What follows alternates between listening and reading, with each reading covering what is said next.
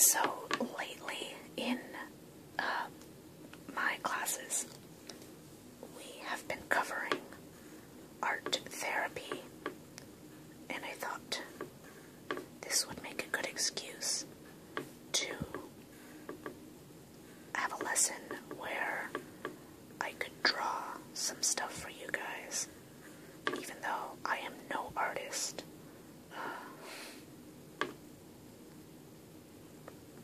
There we go.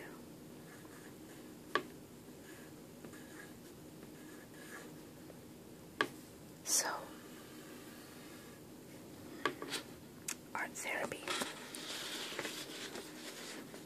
So, the first thing you should know is that there are two main kinds of art therapy.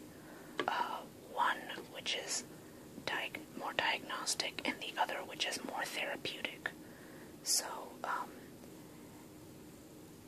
my professor decided to distinguish them by referring to art therapy as the kind of therapy used for diagnosis. But when I tried to look up some more information, some background on that online, I found that it was easier to refer to it as like art psychological testing or stuff like that, because it really is more for psychological testing purposes than it is for therapeutic purposes. So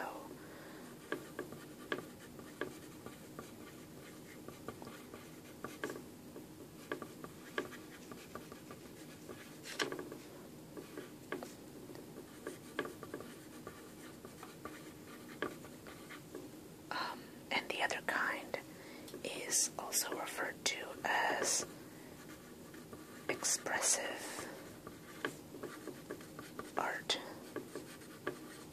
therapy.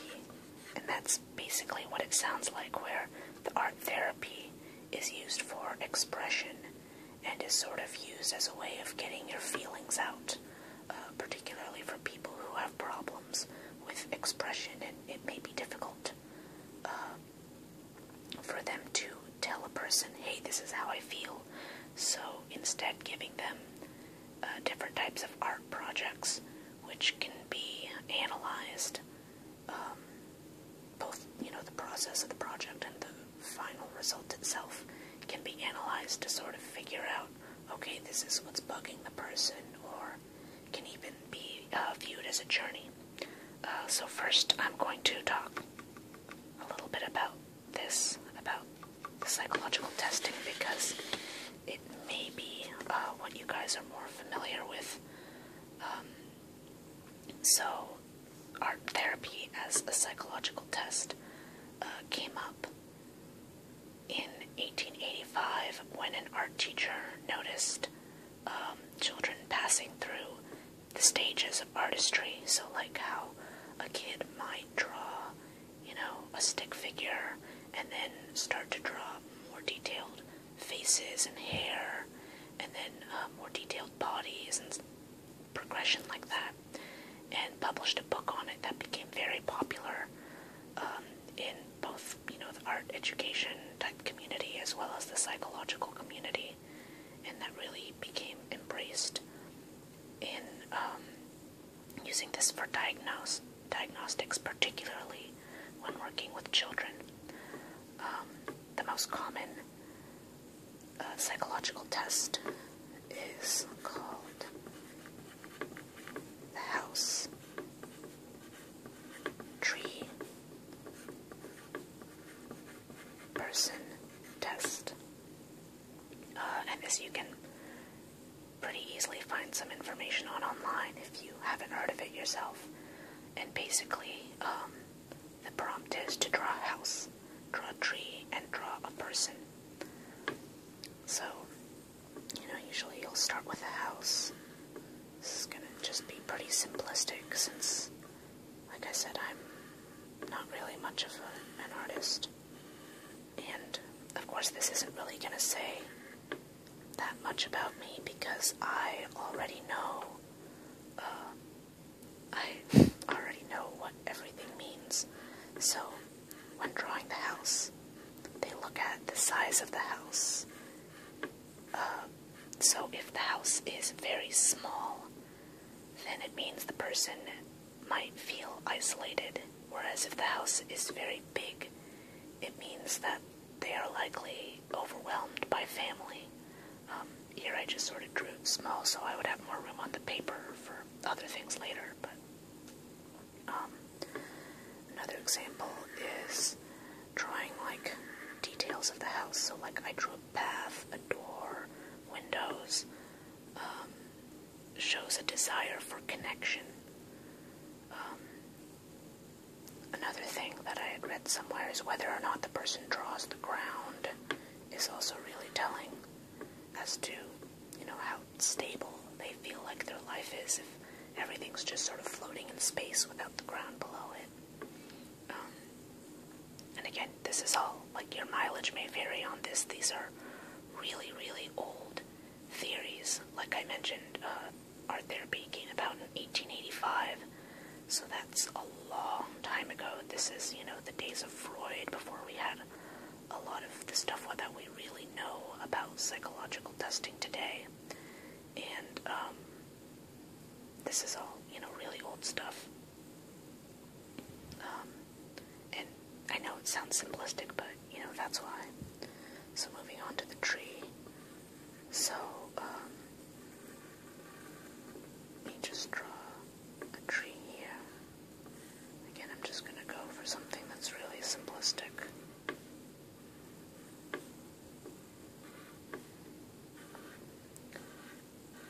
So, for the tree,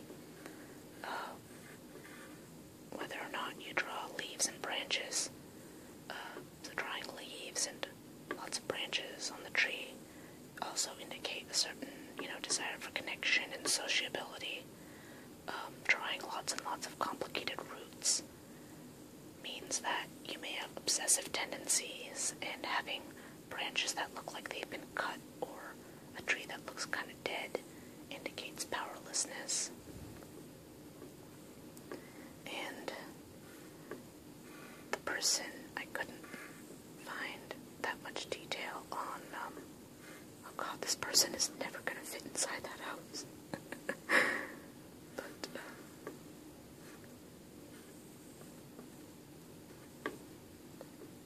let's put them standing on the ground. So the person, the one detail I could find about the person is that short limbs also indicate a certain level of powerlessness, and there are lots of little details on things like the person's posture, gender, facial features, clothing, if they're wearing any, all indicators of various things. I guess the idea is that certain kinds of people are more likely to draw certain kinds of things, so there's a difference between drawing a, cartoony and youthful-looking tree and something that's, like, twisted and wizened and has all sorts of knots, or, drawing something kind of fluffy like this versus drawing a weeping willow. And the idea is that you would project your innermost feelings into the drawing, which is an idea that was carried on to expressive arts therapy. So, expressive arts therapy, the goal was to get away from what was seen as narrow-mindedness in psychoanalytic views. So like Freud and Jung and people who wanted to, interpret dreams and, wanted to say, oh, you have this complex, you have that complex, you're neurotic, you're all these things. It wanted to get away from all of that. And point out that there are other ways to know and express yourself without directly involving cognition and thinking. So rather than asking a person a bunch of questions to figure out what's up with them, they would use art. The idea is it's also heavily based on this idea where anyone who's familiar with psychology will sort of understand the iceberg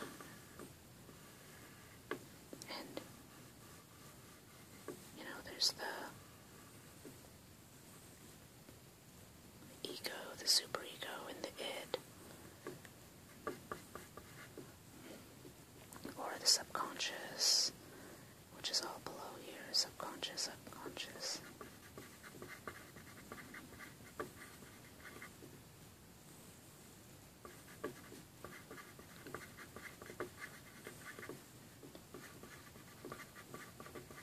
Basically the idea of, like an iceberg, there's so much more hidden underneath.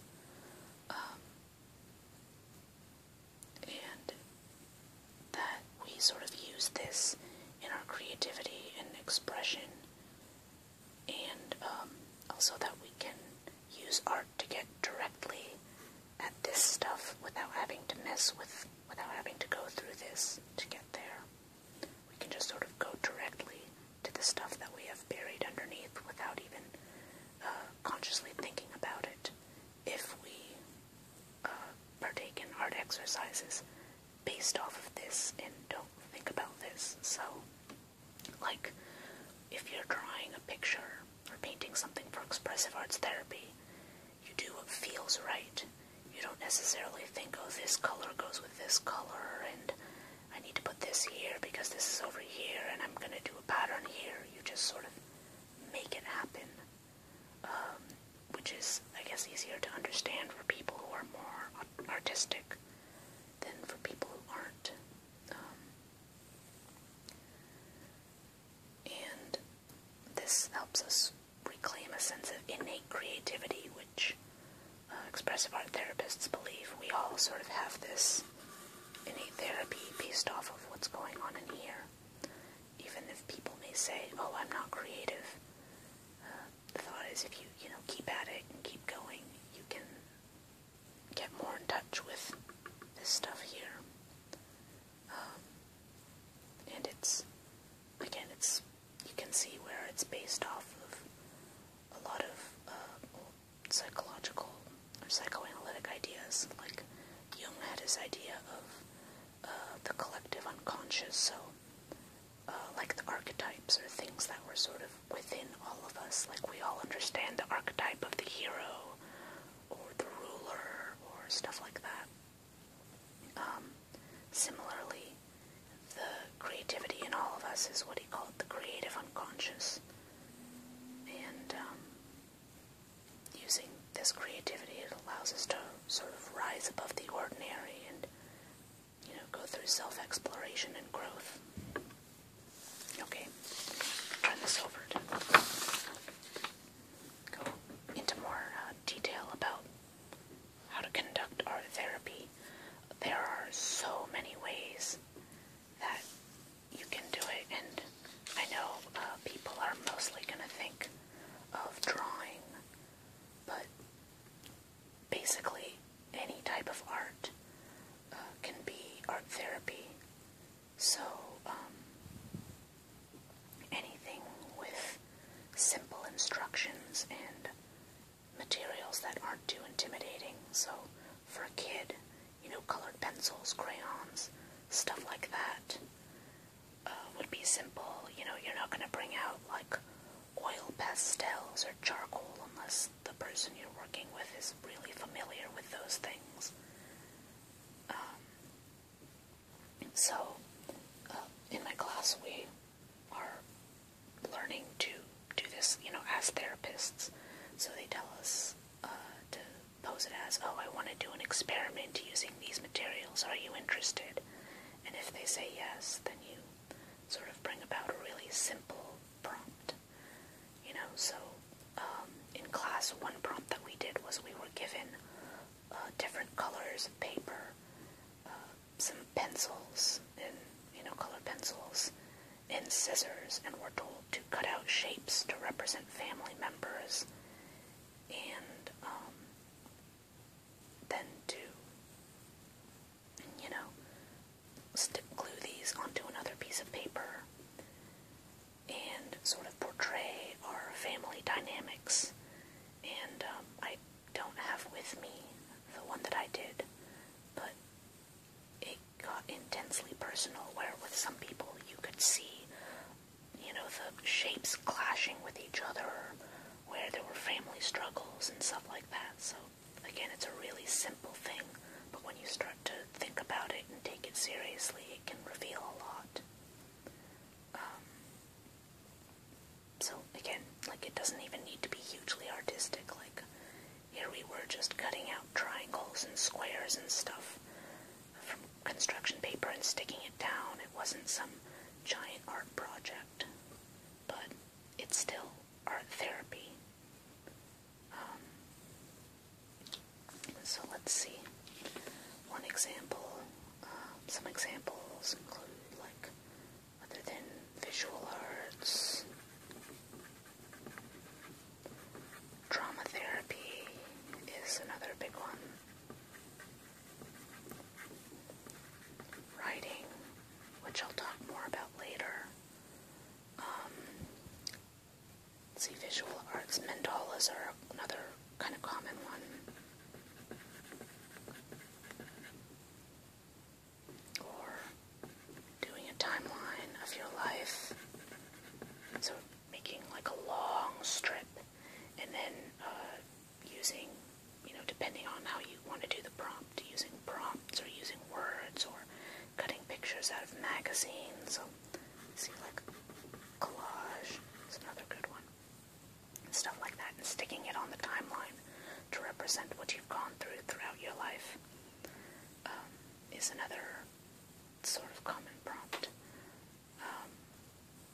Mandalas are, those who don't know, it's supposed to be like a big circle, and it's not much of a circle, and there's, stuff you put in the center, and it's supposed to represent the relationships of the things within it. So,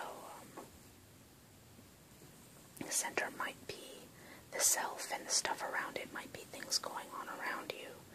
So you might draw things in the middle that represent yourself. So I might draw a book,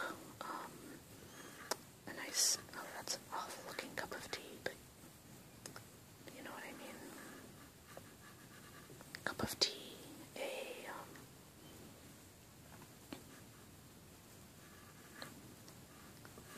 little head with tingles. I don't know how else to draw tingles. But stuff like that to represent myself, and around me I might put like a pair of shoes to symbolize dance and how I go dancing. I might put I don't know, a little house to represent my family. I might put a picture of a spiral notebook to represent school, or, something like that. I don't know. This is like a really simple one, but one example that we gave was for clients with eating disorders, having them do a food mandala to sort of look at what their relationship is with food, and food that they like when and how it's expressed with different emotions, and seeing how that's visualized, because eating disorders are a lot more complicated than just not eating to be thin. It's, again, a relationship with food. But anyway, you can look at specific events or things, like I said, with the family. If the person has problems in their family, you might want to prompt that addresses that specifically, or even something really general. So, something more specific for trauma therapy, you might have people reenact a trauma that they went through, which can be healing. You wouldn't have the person reenact with themselves in their role. You would have them say,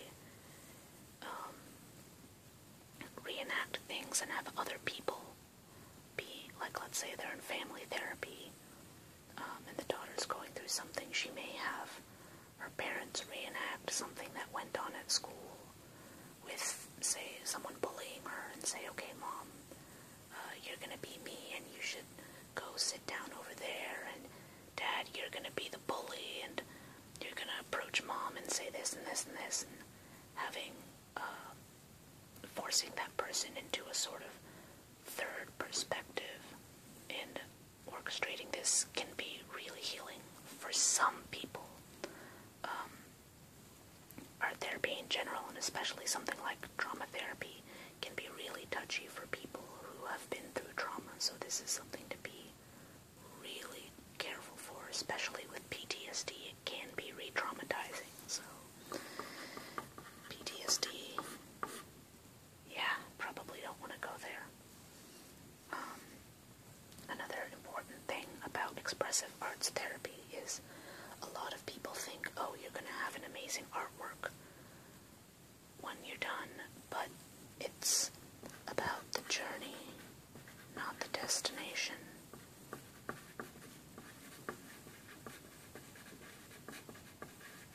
Which is very important. It's important to know that you are supposed to be looking at how the process of creating this art is, more so than the final product. So, again, with my drama therapy example, the process of her orchestrating, of the girl orchestrating her parents acting out, or her being bullied, will sort of get her to seriously think about the event and think about how the other person acted and how she acted, and, you know, how things could have been different, and thinking about things from different perspectives.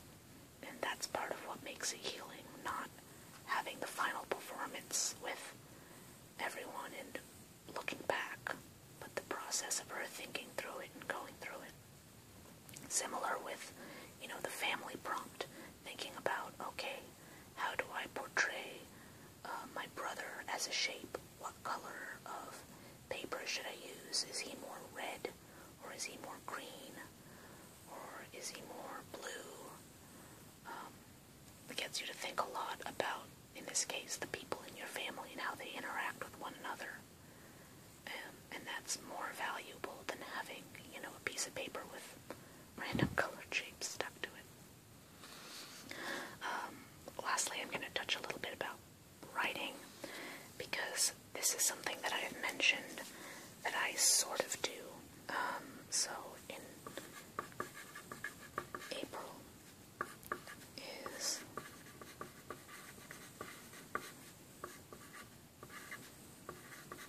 National Poetry Writing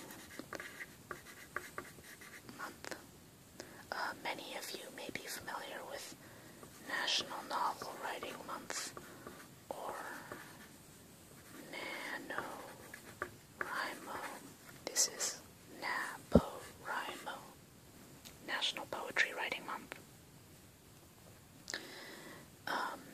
And the point is, you write one poem a day for the whole month. And I have actually read quite a few poems out of this book.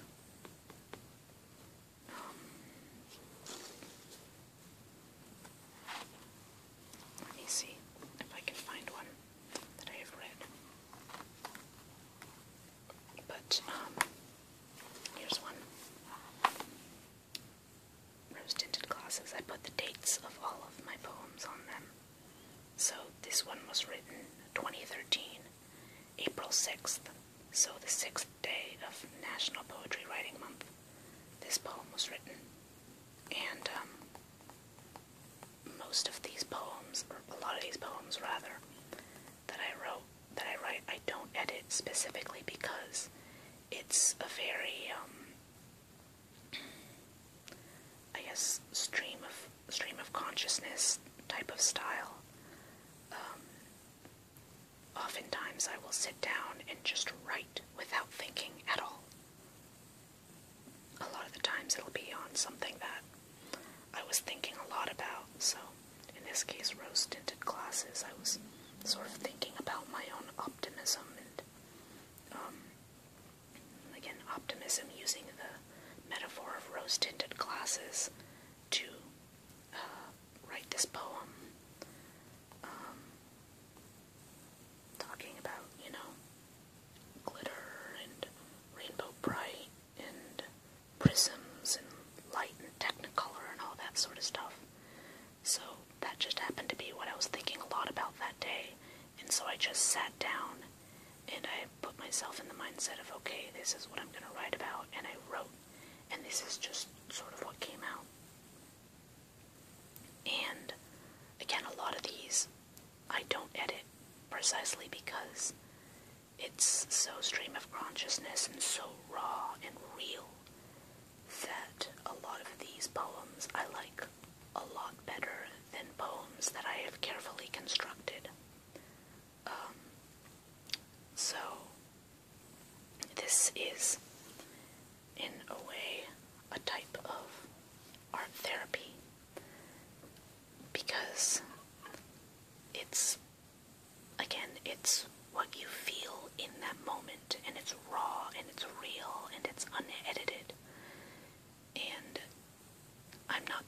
person who can, sit down and do something visual without planning and have it come out right.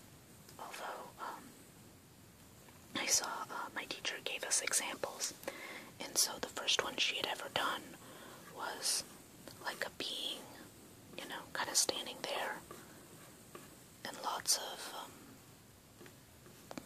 colored streaks coming out from behind the person, and that was pretty much it. Whereas the later bits were, I swear, stuff that you could see in a museum with, I saw one with like bubbles, and then sort of people curled in the bubbles, sort of like that. And like, imagine these are people, right? Like, there's no way I could draw in as much detail, and there were all these like things in the background and designs and stuff like that, and it was beautiful. But she's been doing this on an almost weekly basis for longer than I've been alive, actually. So, again, it takes a lot of time and effort and commitment in doing it over and over and over again to get really good at it, and that's, probably why I draw like this and not like she does. But I still write really well because I do that a lot more. I write a lot more than I draw. So, it's just a matter of what you're willing to practice, what you like doing, and in some cases, what comes easily to you. And just sitting down and doing it regularly enough. And I guess don't expect things to come out really well. I know when I first started writing, most of this stuff is stuff I don't even read anymore. If you look through my videos, my first video where I read my poetry, I think I had 2 poems from, 2 years, 2 poems from the first year, and then 2 from the next, and that was about it. But now I have so many poems from recent years, because I've written so much in between that just hasn't been, cutting it. So, I know that with all of the poems of mine that I've read to you guys, it may feel like I have a lot of really good stuff, but that's like the top, 1 or 2% of what I've written. So, if you are interested in doing something like this, I would highly encourage it. Don't feel discouraged by feeling like you're not good at it, because it's not about being good at it.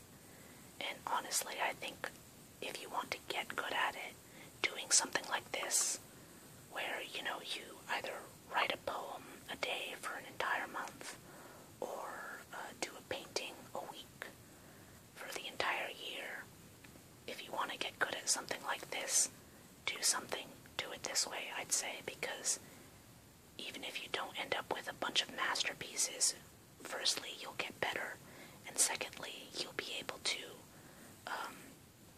notice your journey over time. I've talked about in my videos of my own poetry how I can tell, I was dealing with this at the time, so therefore I was feeling like this, or, for example, I noted after going through a breakup, writing a bunch of big breakup poems and reading 2 or 3 out of those to you guys. Similarly, my professor, when showing us her paintings, noted, when she was going through, again, something really rough, you could see it in her paintings, or when she was going through a lot of introspection, you could see she was doing a lot of self-portraits at the time, or when she was really happy, you could tell by the color she was using, or by the way she would express things, or stuff like that. So even if you feel like everything you wrote wasn't good, which probably isn't the case, like, oftentimes you need a little bit of distance to realize how good your stuff is, you can at least look back and say, hey, look, this is how I felt at the time, this is what I was going through. And if you're starting to see themes, then, start to think about that and hopefully learn more about yourself in the end. Alright, that's it. No more rambling about self-exploration for today, but anyway, let me know if you guys like lessons on stuff like this.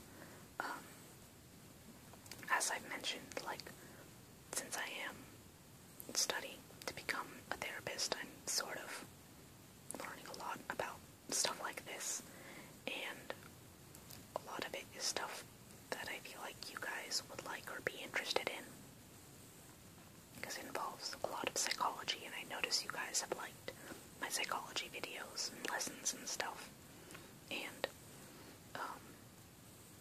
personal growth is something that I've found to be generally popular, with self-help and stuff like that, and I've seen other ASM artists do self-help style videos, so if you guys are interested in more stuff like this, let me know, because there is a lot more where this came from.